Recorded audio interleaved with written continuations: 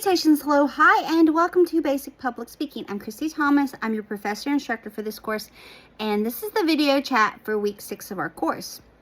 Week 6 dates are February the 16th to the 20th. Also, a reminder that on February 16th, in observance of President's Day, there is no school at ACTC, so no coursework. I will be posting all this on Monday, but just a reminder, if you have any in-person classes, that there's no classes that day.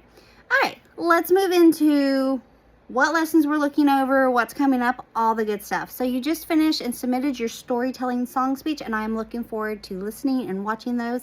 And I really like that topic because it introduces me to artists maybe I don't really know a lot about. I get introduced to new music, so a win-win for me. I also want to thank you again for allowing me the opportunity to get to know you via your speeches. With that being said, let's talk about the lessons for this week.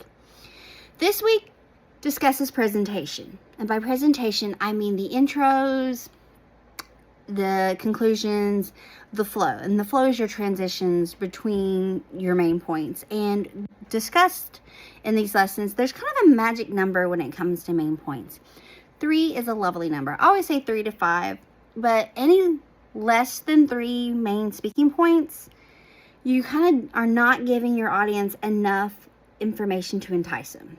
You go past 5 and you're generally overloading them with information. So it's kind of a delicate balance, but just be aware of that. So when it discusses intro, flow, and conclusions, the presentational flow of public speaking or presentation speeches themselves discusses it breaks down how the introduction works. And it's just like if you were writing a paper as well. So your intro is, you're giving us a lovely little preview of what you're going to talk about. And when it comes to presentations, public speaking, speeches, and all that fun jazz, there are various ways that you can do intros. So you can ask a question or a rhetorical question, or show a clip, or give a blurb or a quote or a little story, a little bit of this, you're kind of enticing. This is where we are wanting to grab the attention of our audience to have them listen to us further. Sometimes listening is kind of mandatory because it could be in a classroom setting or a forum setting, but you still want to entice your audience to listen and to give opinions or to formulate ideas or to go along with your topic. So this is where we're getting the attention of our audience. So we're getting our attention and we're just kind of giving them a little sneaky sneak of what we're getting ready to chat about. Great, grand, and wonderful. So that's your intros. And again, remember, weekly announcements are just quick clips or quips of what the lessons are over. So please make sure you're checking out these modules, the Word documents, the PowerPoint presentations, the video chats, the publisher PDFs, all of the above, and any extra supplemental videos to fully immerse yourself in the lesson itself. Next within intros are your transitional points. So like I said, you have 3 to 5 main points. This is getting from point A, B, C, or 1, 2, 3, or ... It's more than just saying, okay, well, in step 1, you do this. It's really working to flow so that it goes smoothly and it's not choppy. Have you ever watched a presentation or listened to? It's very choppy because it's not flowing smoothly. That's what I'm talking about with flow. This is just ways to take us from the beginning to the end and it be cohesive and elegant in its execution of language and breath. You're not choppy, you're not precise. When I say not precise, I mean you're not saying in point 1 I'm telling you, in point 2 I'm telling you. We're giving a little bit more of a cohesive body of your speech.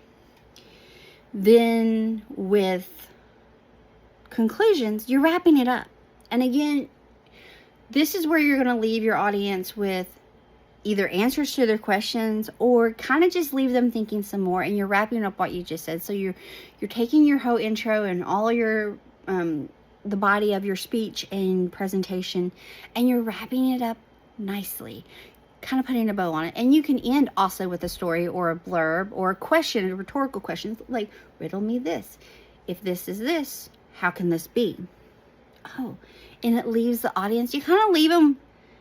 Now, this is not always the case with every speech and presentation. I just want to make that clear. But you kind of leaving them wanting more. Like, oh. Or leaving them going, yeah, that's an excellent point. I never thought of that perspective before. Thank you. You know, you're wrapping it up. You're not stopping cold turkey and going walking away. You're not stopping mid-sentence or mid-thought or mid-ideology.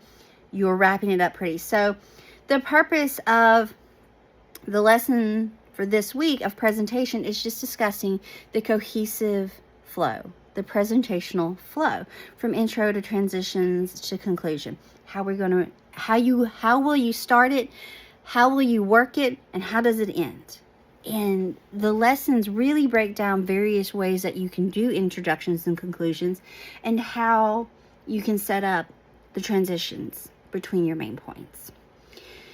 You have nothing due this week. Yay, hooray.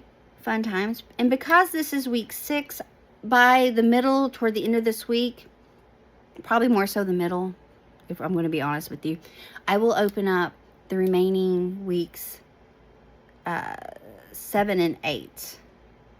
7 and 8 are the last weeks before ACTC spring break. ACTC spring break falls on March the 9th through the 13th. So there's no coursework. I won't be doing anything, uploading anything, or nothing will be due that week. Nothing will be required that week because it is spring break. Okay. So there's nothing due this week, nor will there be anything due week 7. Your next assignment is your second main speech, which is a how-to informative.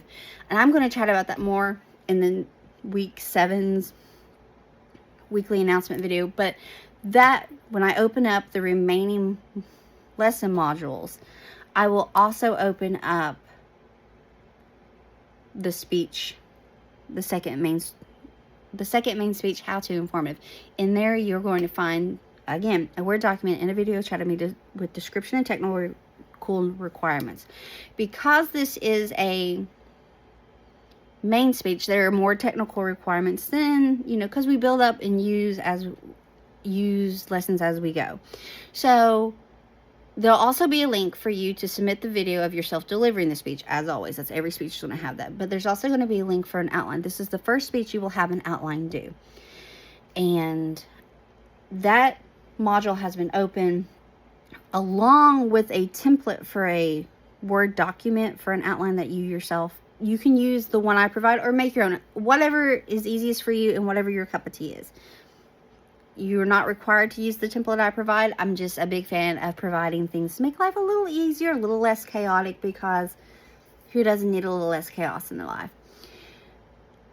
But there is a technical requirement that is use of a visual aid.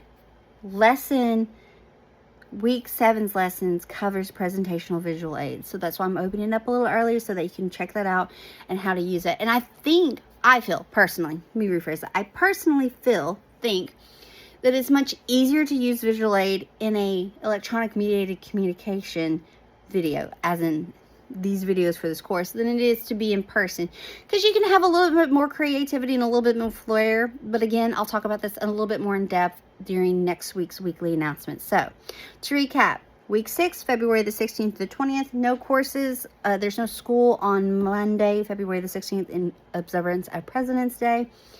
You have nothing due during week 6. By the end of the week, though, I will have the gradebook updated, and by this point you have your check-in, your rhetoric, your main speech, and storytelling speech. So there will be 4 things that should be up to date on submission. So I'll get that gradebook done.